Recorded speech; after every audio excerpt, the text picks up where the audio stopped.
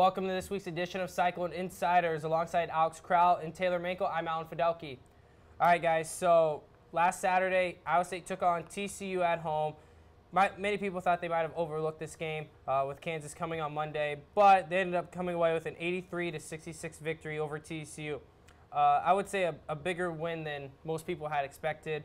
But Taylor, what did TCU do well in the first, I would say, probably 25 to 30 minutes of this game to really keep it close? Because there was only a 2-point lead for Iowa State at halftime. Absolutely. TCU, they really came out of the bat, and they went into Hilton Coliseum, of all places, and really started to play their game. They controlled the entire flow of the game. TCU coming into this near the bottom of the Big 12, but they had an immense amount of potential this year. They're mostly a young team other than Zeigler and Anderson. Zeigler, a transfer, played at 3 different colleges in the past 3 years. Anderson didn't play his best last game, but somehow TCU kept in this game with a bunch of good plays off of people even from the bench. Their coach went very deep this game. They really kept the tempo where they wanted it. They're a very opportunistic team. I was calling the game on KURE and along with Garrett Kroger, and we were talking about how this team really plays what they are able to do. They play through what they have, and they really exploit the different bad things that Iowa State was doing in that game. And I also thought that it was a close game at halftime, 35-33, like I said, because Iowa State was in transition. They were too clustered, especially in the fast break. They're making passes that were hard to squeeze into tight lanes. Fred Hoiberg said that after his press conference as well. So I thought that kind of aided in TCU doing well. Iowa State couldn't capitalize points off their turnovers. You know, Iowa State only scored 9 points off of TCU's 6 turnovers. I thought they could have scored more because of off turnovers. They were getting a fast break, clogging up the lanes, not spacing right in fast break. But Alex, what would you make of the first 20 to 25 minutes where TCU kind of hung around? Was it more Iowa State kind of let TCU hang around, wouldn't put them away early, or would you give more credit to TCU? I'll give a lot of credit to TCU personally. Really haven't gotten the credit this season that they should for the quality basketball team that they are. But I think Iowa State was pretty impressed with how TCU could just handle coming into the hostile environment of Hilton Coliseum and controlling the pace of play for the entire first half. They really impressed me. Coming off the loss Iowa State had against Texas Tech, I thought Iowa State would want to jump on a team right away, and TCU was certainly an opportunity to do that. And the final score may have looked to be that case, but in the first half specifically, as we talked about, it was a very tight game, and TCU had some good three-point shooting and just kept hanging in there and didn't let Iowa State get a run that they would typically get at home at Hilton Coliseum. They never let them creep away in the first half. So I thought TCU was very impressive, and to be at the bottom of the Big 12 but still have that impressive of a record, they might not have had a great non-conference schedule, but they still got wins. And yeah, like I said, they have a great record, and they might not be a tournament team by any means, but they are steadily increasing their ability in the Big 12 to compete. I totally agree with you that their 1-7 record in the Big 12 doesn't really display, the type of team and the type of caliber that they have, because they're a much better team than a 1-7 in-conference team, because they're actually in a conference that is arguably the best conference in the NCAA. And you mentioned, their record 14-7. That's a pretty good record, especially for being, like I said, in the best conference in the league. And Taylor, what happened in the second half? Iowa State ended up outscoring TCU in the second half, 48-33. How was Iowa State able to put TCU away late into the second half and really make the game almost a blowout, which Iowa State really hasn't done probably since they blew out Arkansas last year?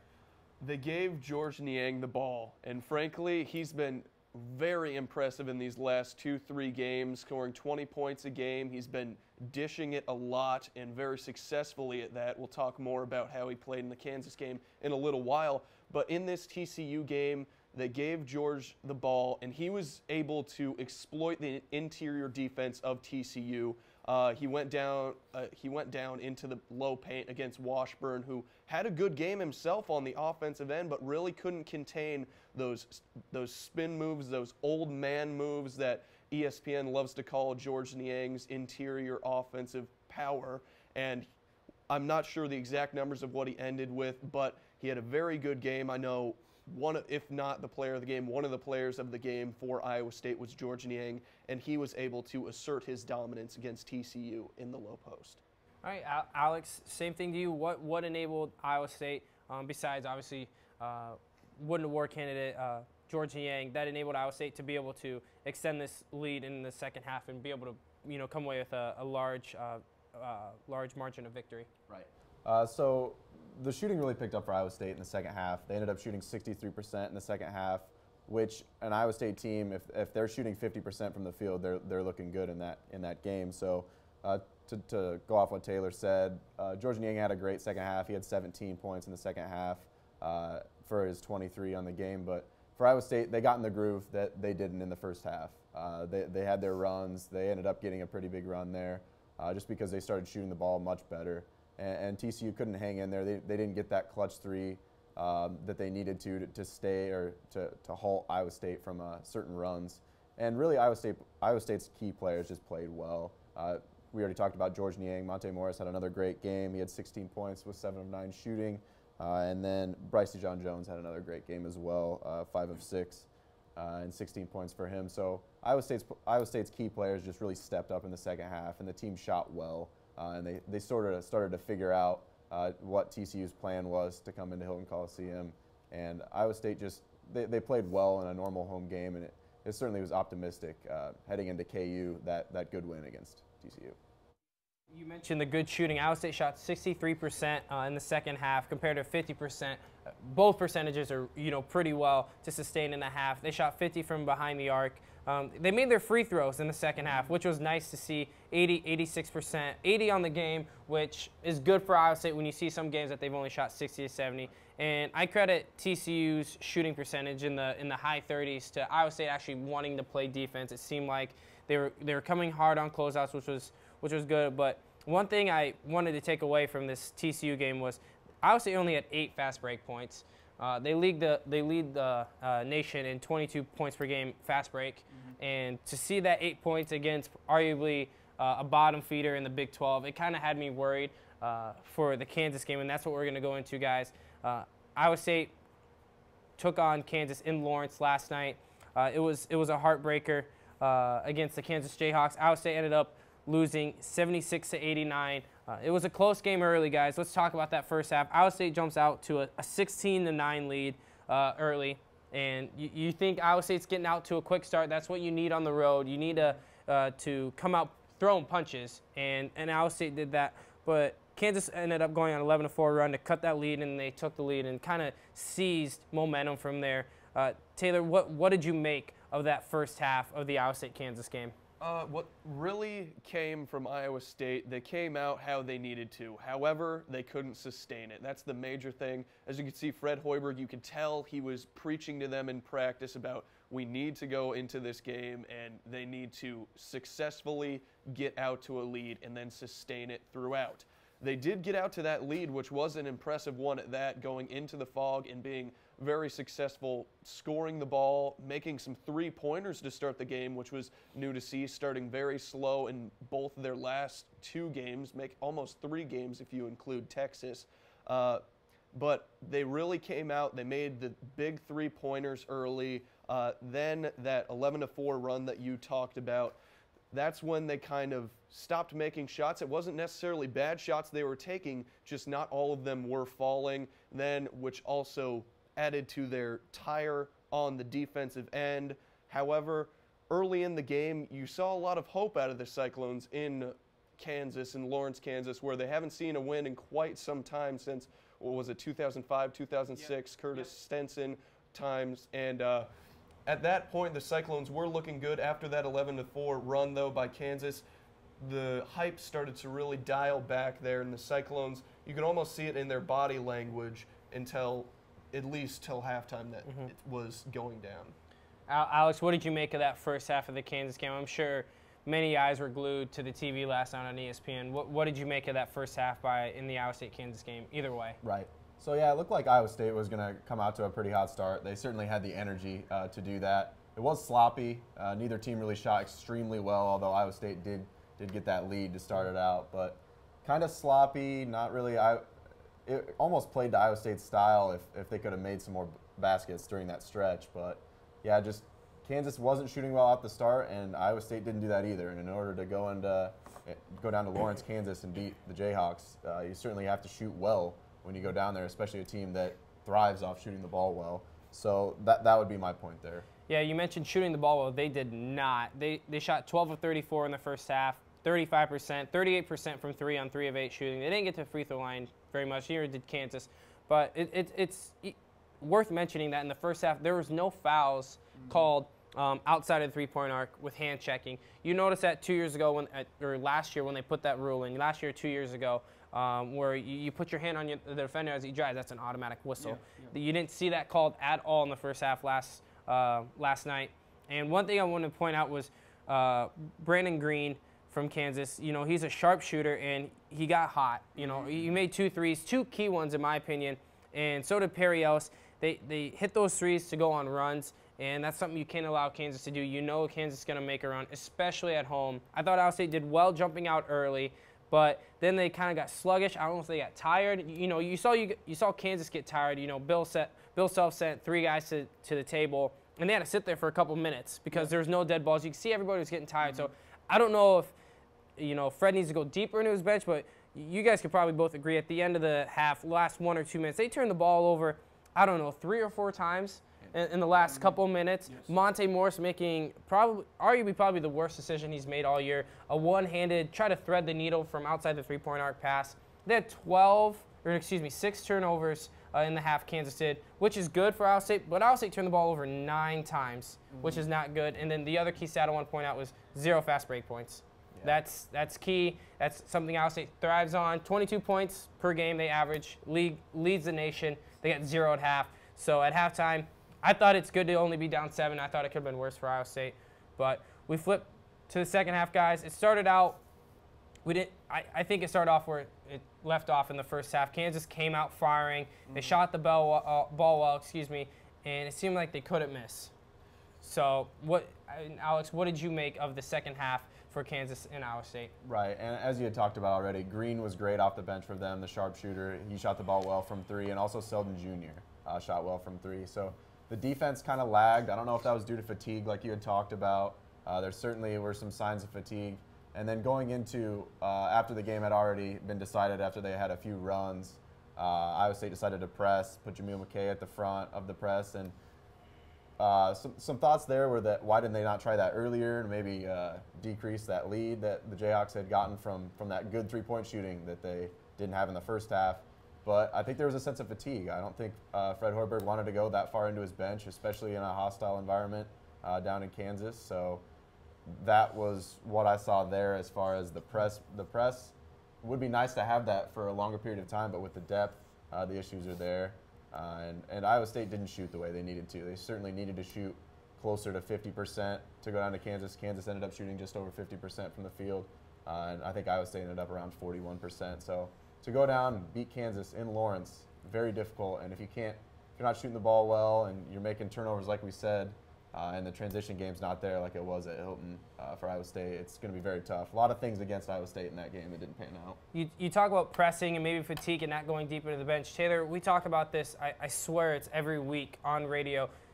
Do you think that because Fred never wanted to go deep into his bench at the beginning, in the early stages of the season with Custer, you know, we've talked about Edozie on radio. Yeah. Do you think that now he might realize that he needs to get those players in, for instance, that they may need to press? Because I felt that the press was working, but after they got turnover, fatigue set in and they couldn't capitalize off those turnovers because they created 10 turnovers in that second half. Right. Yeah. So what do you make of and we'll start with you, Taylor, what do you make of the lack of depth, I guess, Fred is going in his bench? Because he only went, he went 8 deep, which is usually what he goes. Typical, yeah, it's hurting the Cyclones.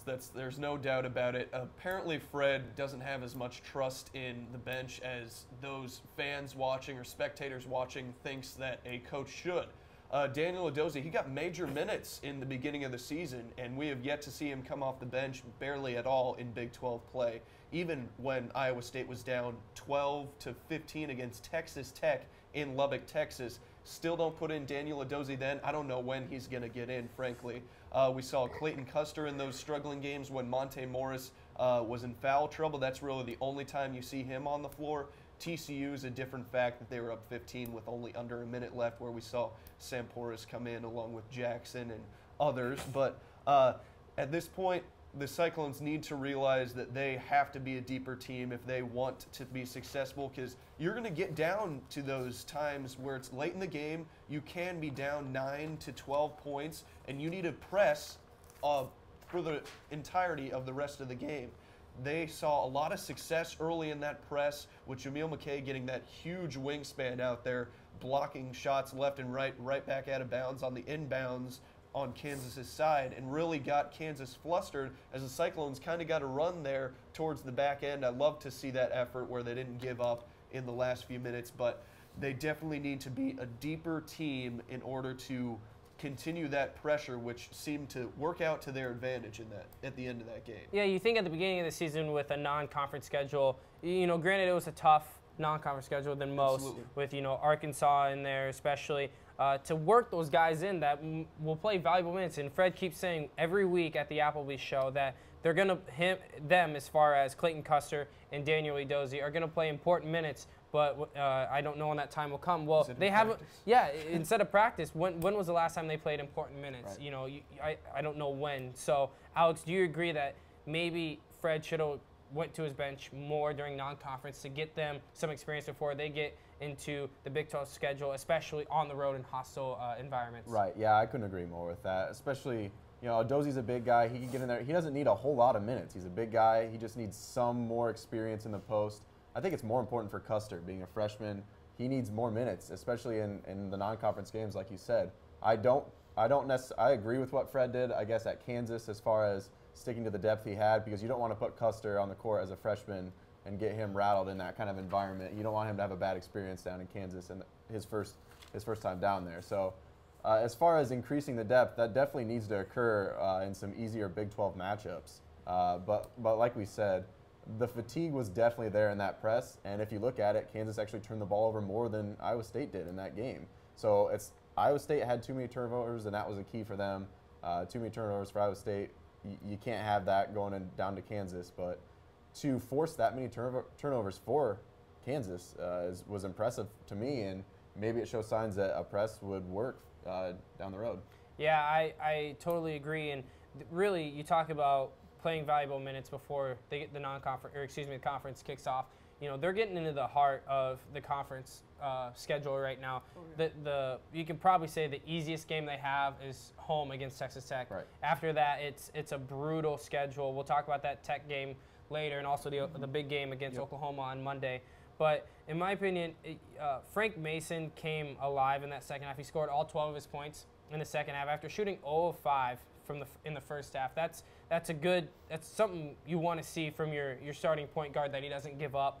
And also for Kansas, I thought they hit big shots when they needed to. Iowa State started to put a basket here, basket there, and then they made a shot to stop what could be a run. And that's something Iowa State likes to live off of, is going on runs, especially with the three. And easy baskets, Iowa State didn't get. They had 12 fast break points. And, Bill Self said it after the game here in Ames, that they're going to send more people back the next time they meet. And they did. You saw that in the first half. They sent at least three, sometimes 4 back, and it really helped. So what can Iowa State take away, I guess, from this game for the rest of the season? Either a room of improvement or something that they did well this game, on arguably their hardest road game of the year, and build off of that. Right. They just need to learn. They need to learn from a lot of the mistakes they made in that game.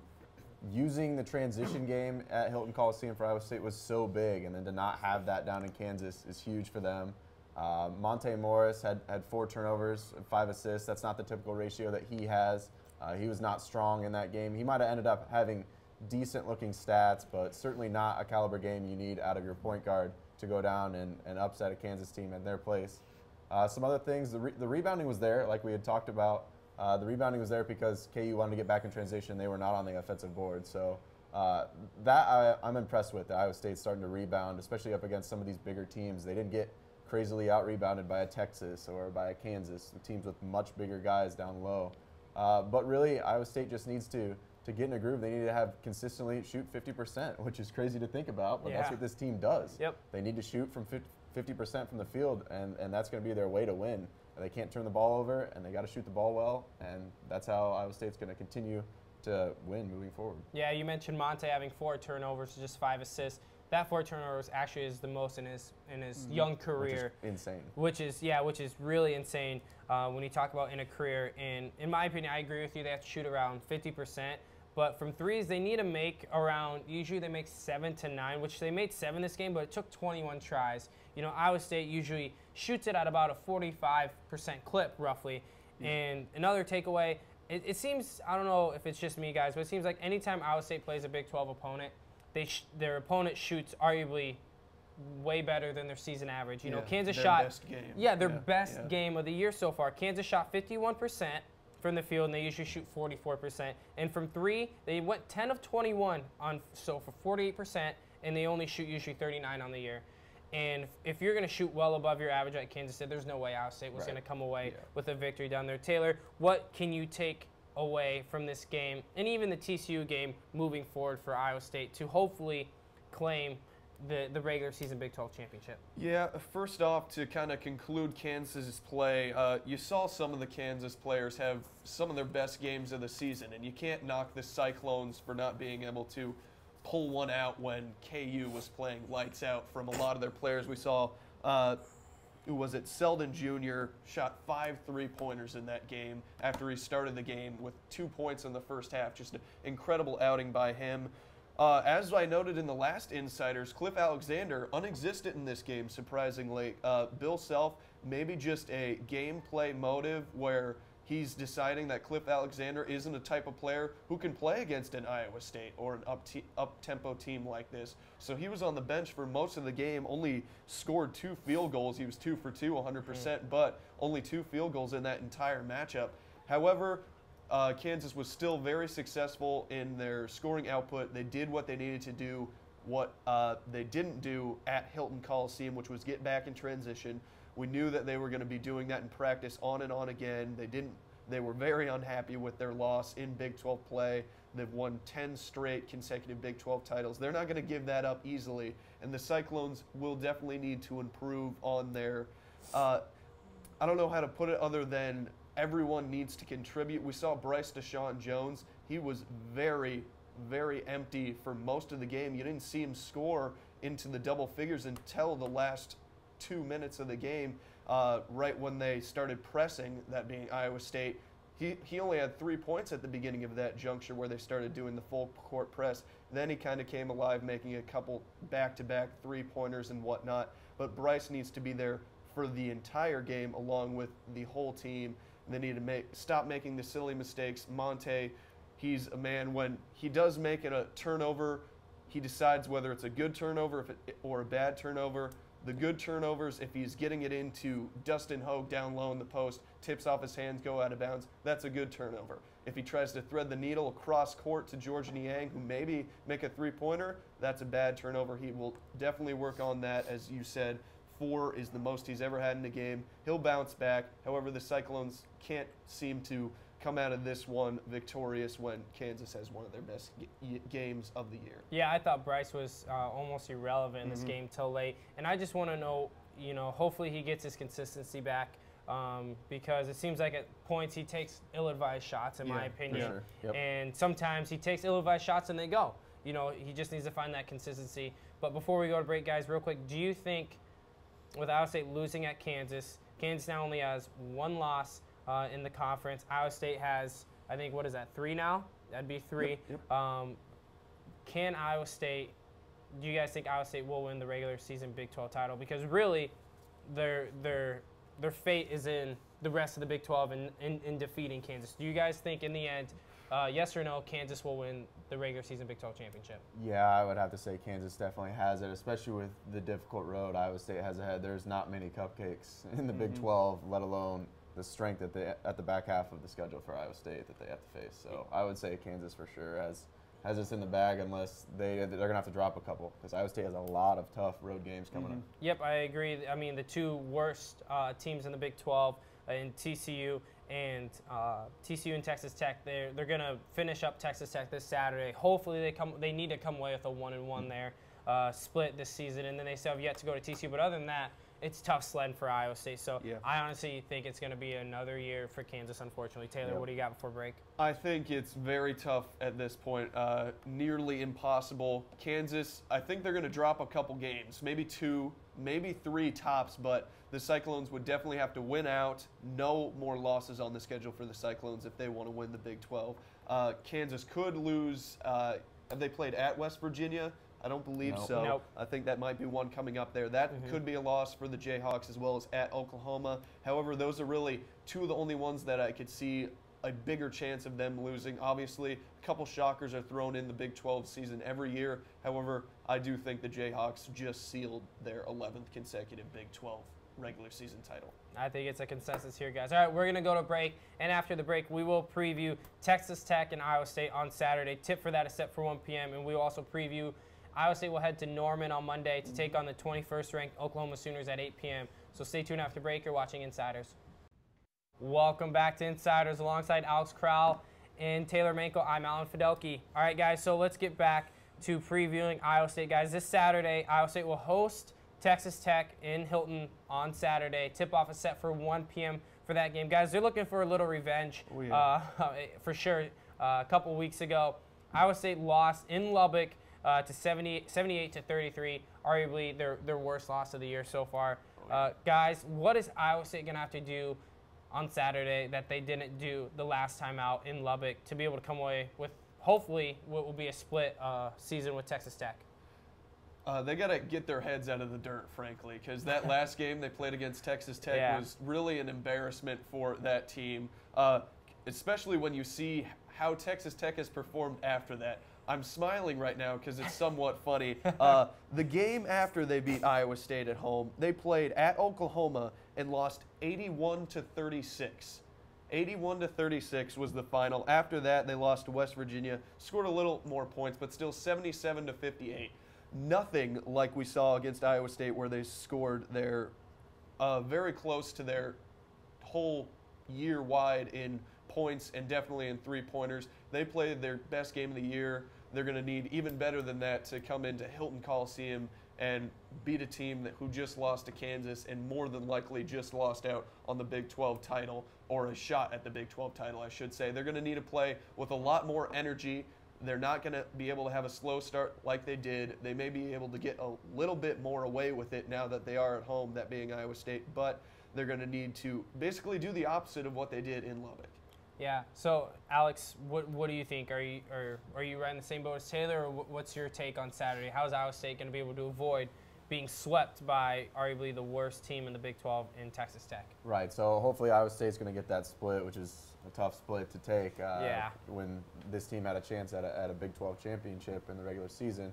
But it's a whole different environment. Having a home game at Iowa State, it'll be a whole nother monster to take on for Texas Tech. They don't get a lot of fans down there in their games, so it was probably a pretty dead atmosphere, and it looked pretty dead when watching the game down there in Texas Tech. Except the student section.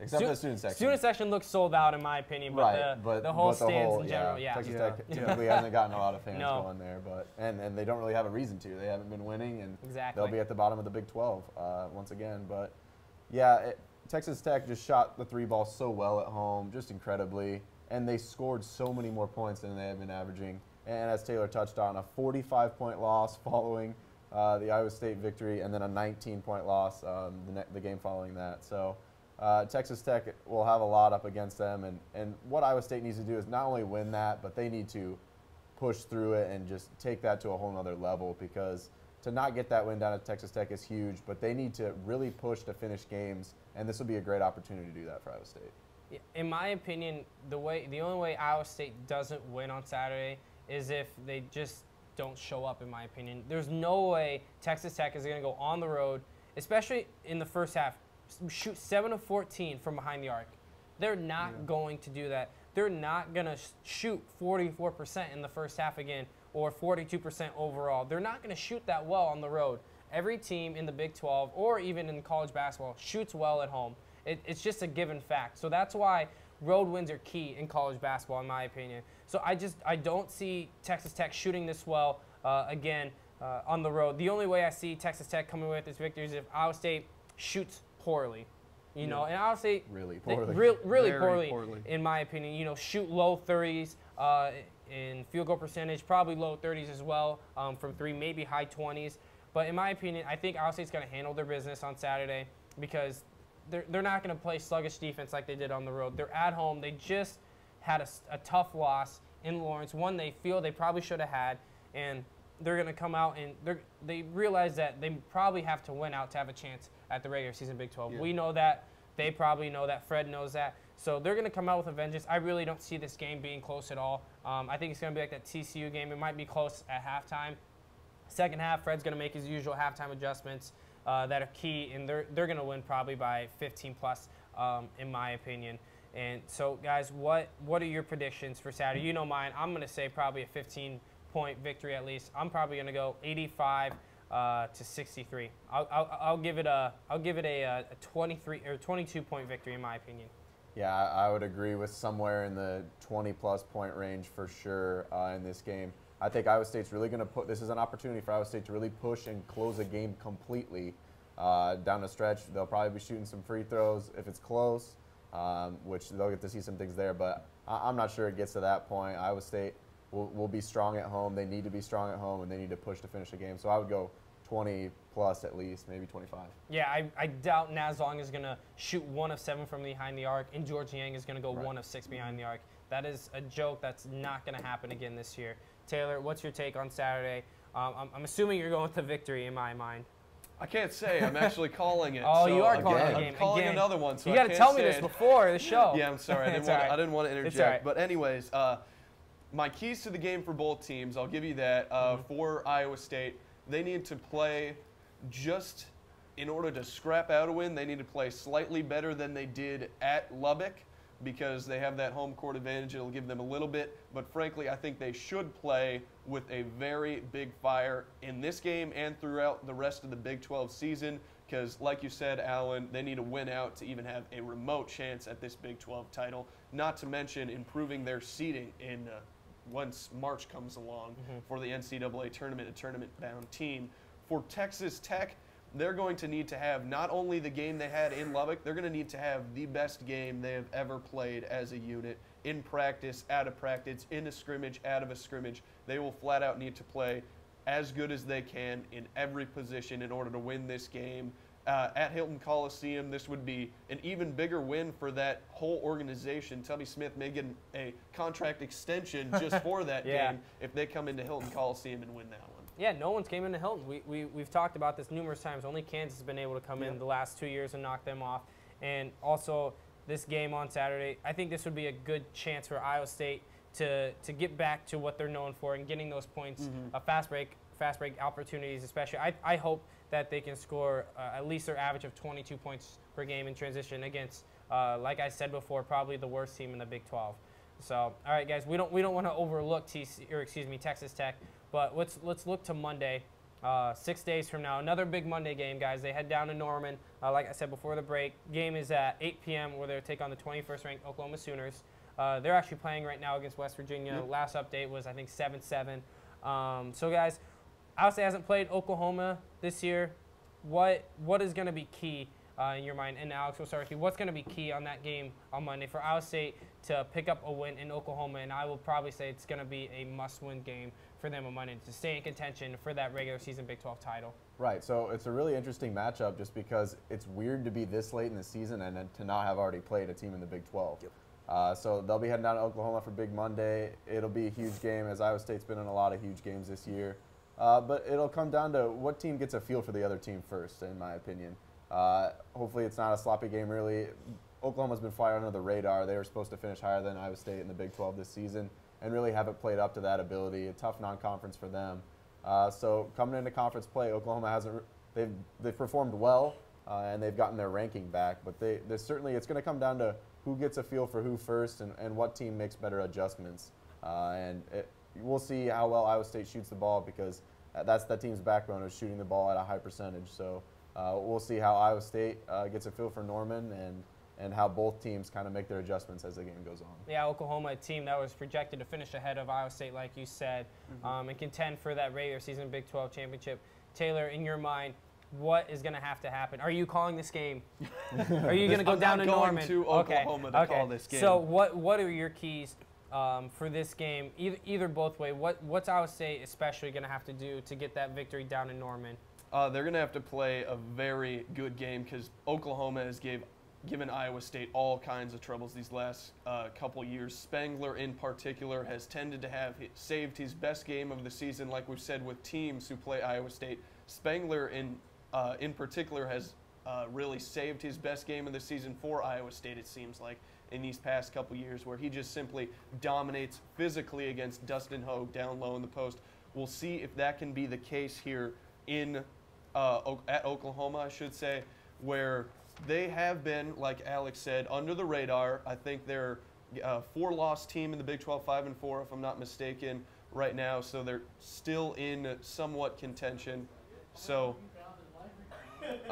they continue to work past their kind of being under the radar, but on the other side, they still have a chance to get quite a high seed, considering how well the Big 12 is doing overall as a national conference. So they're still playing for quite a good seed in the NCAA tournament. Definitely another tournament team, Oklahoma. Iowa State's going to have to watch out physically in this game. It's a very tough matchup down low, where Iowa State will be tested. Dustin Hogue in particular, he'll have to watch his emotions. We've seen sometimes that's gotten the best of him, where the team itself is kind of struggling. He gets into a couple scuffles here and there, maybe a double technical, like we saw even in TCU. We saw a double technical with Dustin Hogue involved in that. Have to control their emotions there and be able to get work done by transition offense as well as high-pressure defense. Yeah, you talk about, tempers flaring, especially in that TCU game. I thought they had gave that technical to Dustin, but it ended up being on Bryce. But I didn't see anything Dustin did or Bryce did. Maybe Bryce said something, I don't know, maybe he said something about his mama or something, I don't know. Something was said because he didn't do anything physically to earn that technical. But like you said, Spangler always saves his best game for Iowa State, and I think so does Buddy Hield, in my opinion. Yeah. He's a really good point guard for Oklahoma, and it seems like he's a shifty guard. He can get his way in the lane. He can hit the three ball very well, especially in key moments. So I think those are the two players, in my opinion, that Iowa State's really going to have to key on defensively, and they can't be lazy defensively, because Spangler, in my mind, every time Iowa State plays them, especially in Norman, he owns that offensive glass. I think either whoever has him, George or Dustin, is really going to have to put a body on him. And, I think this could be a time they could throw in a Daniel Edozie to lean on, a big Ryan Spangler, because he's a big guy, and he'll scrap for those offensive rebounds. That's how he likes to get his points. And so I just think as a team, you're going to have to see probably 3 or 4 players scoring double figures. Sure. I think we need to see Matt Thomas, for once, show up consistently. In my opinion, he looks like a freshman being thrown into his first varsity game. Yeah. He looks scared, and I expected that to go away with it being his sophomore year, and I think it's still there, even a little worse, especially with turnovers. Definitely. And I just also think that McKay won't have that bad of a game. He had, in my mind, not a great game like he should have at Kansas, especially subpar. Oklahoma, they're shooting exceptionally well with 44% and 34% from three. But I think where it's going to be key is Iowa State to create turnovers. Oklahoma averaging 13 per game on the year, and I think if Iowa State even gets to that average of turning them over 13 times a game, they'll get into their transition. They'll be able to get those transition points, which they lead the nation in, which will be good for Iowa State, and hopefully they come away with a victory. So, all right, guys, before we wrap up the show, predictions, guys. We already established that Iowa State will get a victory against Texas Tech on Saturday. What's your prediction? Big Monday. Probably a must-win for Iowa State to keep in contention for regular season Big 12. And also a must-win for Oklahoma, in my opinion, to get a quality victory in the Big 12 and to hopefully raise their stock in getting a good seed in the NCAA tournament. Alex? Right. So I'm going to go with Iowa State down in Oklahoma. I think they probably learned a few things from having such a big environment in Lawrence. A lot of those guys haven't got to play in that game yet, like a Bryce DeJohn-Jones hadn't experienced a game on the road, maybe at that caliber of a level. So I think they'll learn something from that game down in Kansas. And then, as we all predicted, a Texas, well, as me and Allen predicted, a Texas Yes. Tech, No comment. a Texas Tech victory on Saturday. I think they'll get their groove back, and then based off the Kansas game, they'll have learned a few things, and they'll be able to go in Oklahoma and be okay. It's gonna be a close game. Oklahoma's a good team. They just aren't playing extremely well right now. I think it's less than a 10-point game. It's right in the 5-point area. Yep. I mean, let's be honest. Except that TCU game, Iowa State has yet to blow out a team in the Big 12. Taylor, you can make a prediction in this game. Can. What do you got come Big Monday, 6 days from now? Oh, I've got a bad feeling about this one, boys.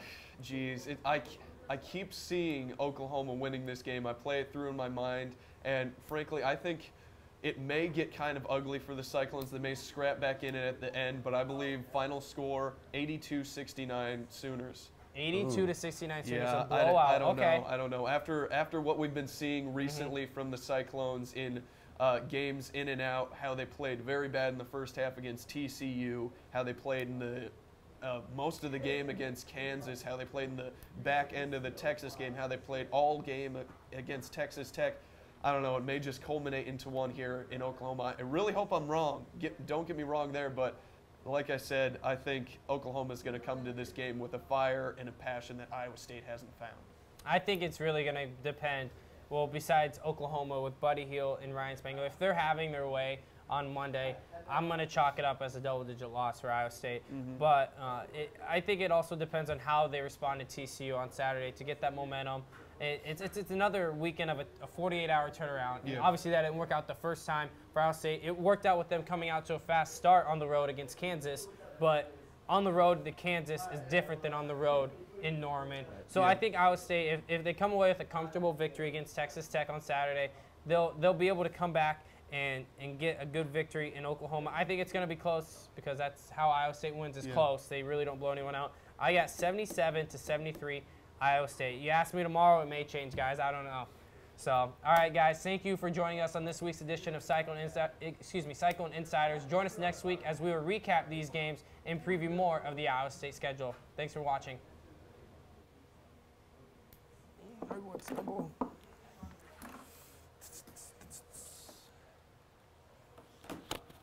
Motherfucker.